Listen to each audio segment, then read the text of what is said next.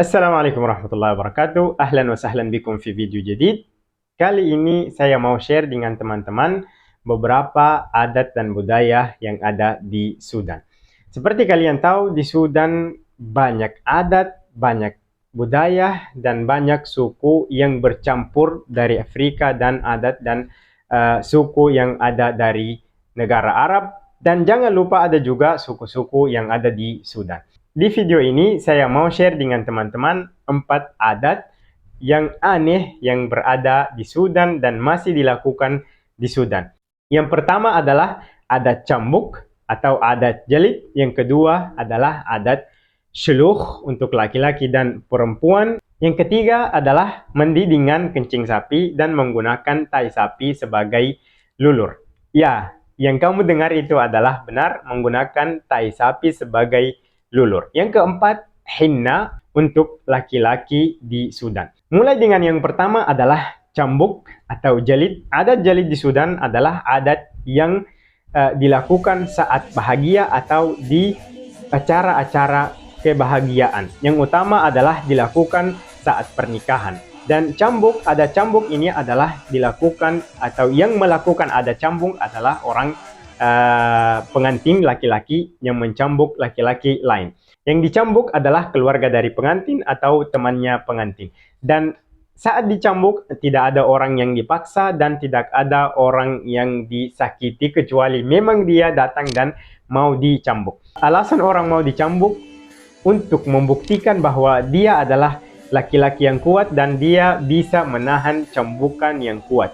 Dan ingat teman-teman, laki-laki atau pengantin yang mencambuk itu mencambuk dengan sekuat-kuatnya. Jadi tidak ada namanya pelan-pelan atau apa, tidak ada. Langsung dicambuk keras dan dicambuk yang kuat.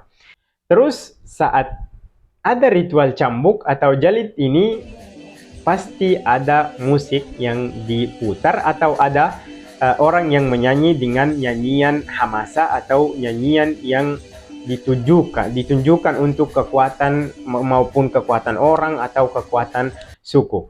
Oh ya teman-teman, yang dicambuk itu adalah laki-laki saja. Tidak boleh dicambuk perempuan dan tidak boleh perempuan mencambuk laki-laki. Karena itu juga membuktikan kalau misalnya ada perempuan mencambuk laki-laki, membuktikan bahwa ini laki-laki tidak baik dan ini hal yang tidak boleh dilakukan. Makanya perempuan tidak boleh ikut atau tidak ikut di ritual ini. Yang kedua, syuluh. Syuluh adalah adat yang sudah lama dilakukan, sejak 400 tahun dilakukan. Dan syuluh katanya atau cerita yang disampaikan bahwa syuluh dilakukan untuk beberapa alasannya. Itu yang pertama, alasan pertama dan alasan asli yang dilakukan waktu itu adalah kalau misalnya ada perempuan melahirkan anak dan anak pertamanya meninggal, maka dia akan memberi anak yang kedua tanda bahwa anak ini berbeda dengan anak lain. Menurut mereka supaya malaikat maut tidak bisa bedakan atau tidak mengetahui bahwa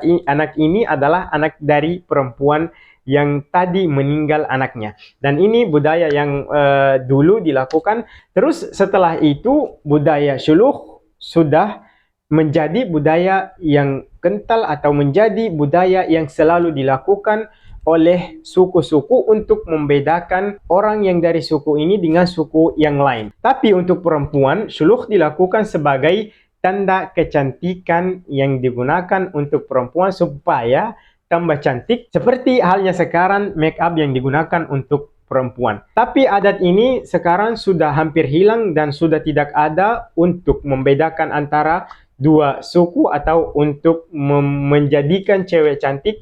Maka adat ini sudah tidak ada lagi, kecuali masih ada untuk nenek-nenek kita yang masih hidup ini. Ada beberapa yang masih menggunakan atau yang masih hidup, masih ada syuluh-syuluhnya atau masih ada tanda yang di mukanya yang dibuatkan untuk dia dulu, dan pasti waktu itu dia pasti bahagia dengan syuluh itu. Tapi sekarang sudah tidak ada di adat Sudan yang menggunakan syuluh. Tapi adat ini sekarang digunakan hanya untuk mengobati beberapa penyakit. Menurut orang yang mempercayai bahwa syuluh mengobati penyakit yang tertentu. Yang ketiga adalah mandi dengan kencing sapi atau menggunakan kotoran sapi sebagai lulur untuk badan.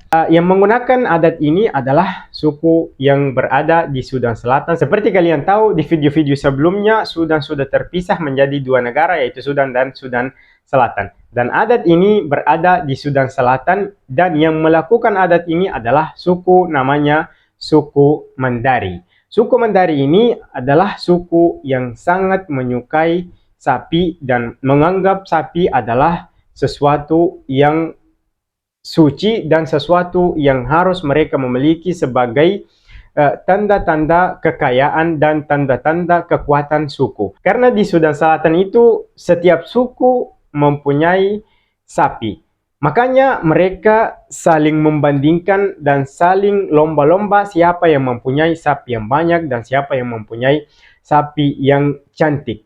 Di suku-suku lain juga mempunyai beberapa adat dan beberapa ritual yang digunakan dengan sapi. Tapi khususnya untuk suku Mandari ini, mereka mandi dengan kencing sapi dan menggunakan kotoran sapi sebagai lulur. Mandi dengan kencing sapi, mereka menganggap hal ini mengobati mereka dan menjaga mereka dari beberapa penyakit yang ikut dengan sapi sendiri, karena mereka kehidupannya 24 jam dengan sapi. Mereka tidur dengan sapi, mereka bangun dengan sapi. Makanya mereka menggunakan kencingnya untuk menjaga dirinya dari beberapa penyakit yang muncul dari sapi-sapi sendiri atau muncul dari tempat yang ditenggali dengan sapi itu. Dan tentu juga untuk kotoran sapi digunakan sebagai lulur untuk sama juga hal yang sama, mengobati atau menjaga diri mereka dari penyakit yang muncul dari situ, dan khususnya menjaga diri mereka dari gigitan nyamuk, karena gigitan nyamuk biasanya yang kayak di daerah situ sangat berbahaya dan sangat potensi untuk menyakiti orang atau membuat orang ini sakit dengan demam berdarah atau demam-demam yang lain. Yang keempat adalah henna untuk laki-laki di Sudan. Henna untuk laki-laki dilakukan 2 kali seumur hidupnya. Laki-laki diberi henna atau disuruh menggunakan henna atau dipasang henna kalau tidak salah dua kali karena alasan yang berikut. Yang pertama, henna diberi untuk anak-anak kecil yang umurnya di bawah 7 tahun atau yang mau disunat. Anak yang mau disunat disuruh atau dibawa, diduduk, dipasangkan henna di tangan dan di kaki. Ritual ini digunakan dengan berkumpul banyak orang dan berbahagia sebagai acara, dan mereka menggunakan ini dengan pakai baju yang jubah yang biasa, jubah Sudan, tapi jubah khusus untuk henna ini, yaitu yang biasa ada garis-garis merahnya di sini, terus ada hilal yang diikat di kepalanya.